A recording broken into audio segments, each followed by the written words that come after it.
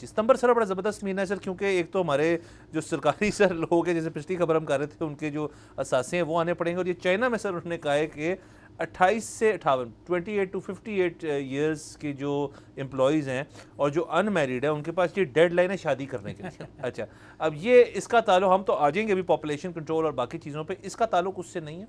वो कह रहे हैं जी कि ट्रेडिशनल वैल्यूज़ जो हैं चाइना की, उनके अंदर मैरिज जो है उसका एक बहुत कॉर्नरस्टोन है, वो चीज़ होनी चाहिए। तो जो अनमैरिड इस वक्त जा रहे हैं उनको कंपनी से हम निकाल देंगे अगर उन्होंने इस तारीख तक 30 सितंबर 2025 तक शादी नहीं की, 28 टू 58 उसके साथ उन्होंने कहा कि मार्च तक आपने अपने आप का एक रिव्यू करना है, एक सेल्फ क्रिटिसिज्म लेटर जो है वो भी आपने देना है मार्च के अंदर, और जून तक आपके पास टाइम है। अगर इसकी नॉन कंप्लायंस होगी तो तब भी आपको निकाल, मार्च से जून तक उनके पास टाइम है अपने आप को ये दिखाने के लिए, सेल्फ क्रिटिसिज्म करने के लिए। अच्छा सर, उसके बाद ज़ाहिर आउटरेज, ये तमाम दुनिया के जो लेबर लॉज हैं उनकी खिलाफ वर्जी है कि जी किसी ने शादी नहीं करनी, वो काम तो ठीक कर रहा है, इससे ये क्या बात हुई। तो ज़ाहिर है उसके बाद फिर ये जो कंपनी है उन्होंने इन चीज़ों को वापस ले लिया। बट सर ज़ाहिर है ये एक जन्म देती है कि इस डिबेट को जो दुनिया भर के अंदर बहुत ज़्यादा हो रही है, हमारी तो इससे बिल्कुल फ्लिप है डिबेट। हम तो पॉपुलेशन कंट्रोल की तरफ ज़्यादा बात कर रहे हैं, मैनेजमेंट की बात कर रहे हैं। अलबत्ता चाइना, जापान और दीगर यूरोपियन ममालिक जो है वहाँ पर इस वक्त मैरिज इटसेल्फ एक चीज़ है जो कि कम हो रही है, डिवोर्स रेट्स बढ़ रहे हैं, और उसके अलावा चाइल्ड बर्थ रेट्स जो हैं ख़ास तौर पे चाइना और जापान में वो बहुत कम हो रहे हैं। तो ये सारी चीज़ जो है अब एक मसला पड़ा हुआ है कि पॉपुलेशन कंट्रोल या मैनेजमेंट अपनी जगह, वहाँ पे तो जो कमी हो रही है पॉपुलेशन की, मतलब आपके एल्डरली लोग जो हैं वो तादाद में ज़्यादा होते जा रहे हैं और यंगर लॉट जो है वो कम होती जा रही। ज़ाहिर है हर मुल्क के अंदर यंगर लोग जो हैं वो होना एक मुल्क की तरक्की और उसके मुस्तकबिल की एक निशानी होती है कि इनको हमने फिर वो सर्विसेज देनी है कि ये ऐसे शख्स और शहरी बने जो कि कंट्रीब्यूट कर सकें इकॉनमी के अंदर। ज़ाहिर है ओल्ड एज वाले जो हैं उन्होंने इवेंचुअली एक तो चले भी जाना है और दूसरा ज़ाहिर है उस तरह कंट्रीब्यूट नहीं कर सकते। तो ये कंपनी जो है उन्होंने अलबत्ता वैल्यूज़ के लिए की, लेकिन हम आज ज़रा बात करेंगे कि ये सारी चीज़ जो है किस तरफ जा रही है। जी बिल्कुल, एक तो ये कि दोबारा से क्लियर कर दें कि चाइनीज़ गवर्नमेंट का इसमें कोई लेना देना नहीं, तो एक कंपनी है।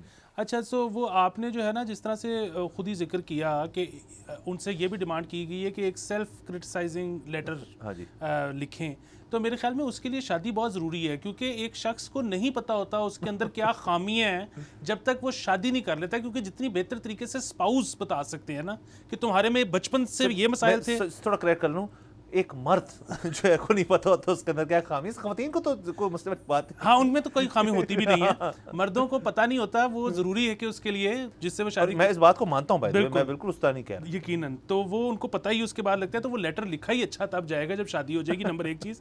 नंबर दो चीज़ सर देखिए, जिनकी शादी नहीं होती वो उन पर उस तरह से जिम्मेदारियाँ भी नहीं होती, फिर वैसे भी उनको ना आदत नहीं होती एक जो है ना कि मैं हीटेड आर्ग्यूमेंट के दरमियान आपने क्या करना है, कोई भी प्रेशर सिचुएशन है उसमें आपने क्या करना है, कॉन्फ्लिक्ट रेजोल्यूशन कैसे करनी है। सो नॉन शादीशुदा आदमी जो है ना वो नाराज होकर कहता है कि अच्छा फिर मैं जा रहा हूँ, मैं छोड़ के जा रहा हूँ। जो एक शादीशुदा शख्स है ना, वो दफ्तर में कितने ही मुश्किल हालात क्यों ना हो, वो कहता है अच्छा चलो बैठ के बात कर लेते हैं, देख लेते हैं, मैनेज कर लेते हैं, कल फिर आ जाऊंगा, कोई ऐसी बात नहीं है। सो ये भी हो सकता है।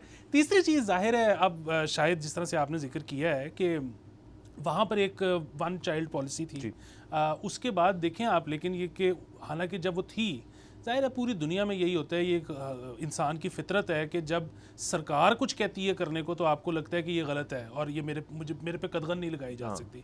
तब लोगों ने उसकी जो है, कई लोगों ने एक से ज़्यादा बच्चे भी पैदा किए, उनको छुपाया या बेसिकली उनके पर्क्स नहीं लिए या उनके एक्स्ट्रा टैक्स दिया, जो भी उस दौर में मुख्तलिफ अदवार में कवानीन वहाँ चलते रहे। लेकिन अब आहिस्ता आहिस्ता उनको ये लगा, महसूस उन्होंने यही किया कि ये कोई शायद कोई बच्चे ज़्यादा पैदा करना या शादियां करना ये कोई बहुत मज़े का काम नहीं है। और अब उनके कोई पाबंदी नहीं है, लेकिन वो बदतदरीज कम करते जा रहे हैं बच्चे। सर वो जो छुपाए हुए दूसरे बच्चे थे वो मार्केट में जब उन्होंने कहा होगा कि यार आप तो आए ना, आप तो मतलब बेहतरीन है हमारी उसके लिए। सब्सक्राइब करें और बेल दबाएं ताकि कोई खबर रह न जाए।